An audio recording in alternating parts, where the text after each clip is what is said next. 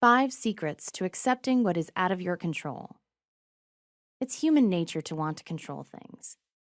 Control means that there are no surprises. There's security in knowing you can fix any problems that come your way. This leads to a feeling of power and security you can't get from anything else. Sadly, sometimes life is truly beyond our control. Whether it's the economy, a health crisis, or a relationship that's spiraling down despite your every attempt to resurrect it, there will come a time when you have to accept some things are truly out of your control. How do you learn to let go when this happens? Learn to live in the moment. What happened, happened. Until we figure out time travel, we can't go back and change things. Sadly, situations from the past often influence us in the here and now. To keep from being weighed down by the past, we absolutely have to learn to let go. Look instead at where you are now and worry less about how you got here. This acceptance is crucial to happiness. Find better ways to cope. When things are out of control, a lot of the stress comes from not knowing how to cope. Work out a strategy that will keep your emotions in check, at least long enough to think the problem through.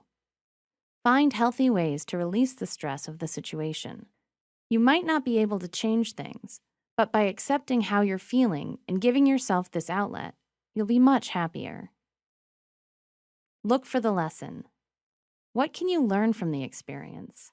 You might not have been able to control it, but if you can accept there is something profound to be gained from the experience, you'll be able to keep the situation in perspective much better.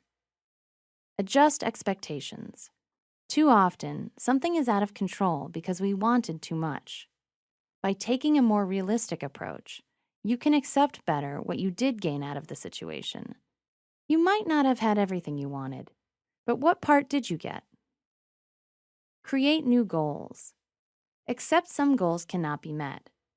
Rather than give up, create a different goal using the lessons you have learned from this experience as a jumping-off point for what you want to do next.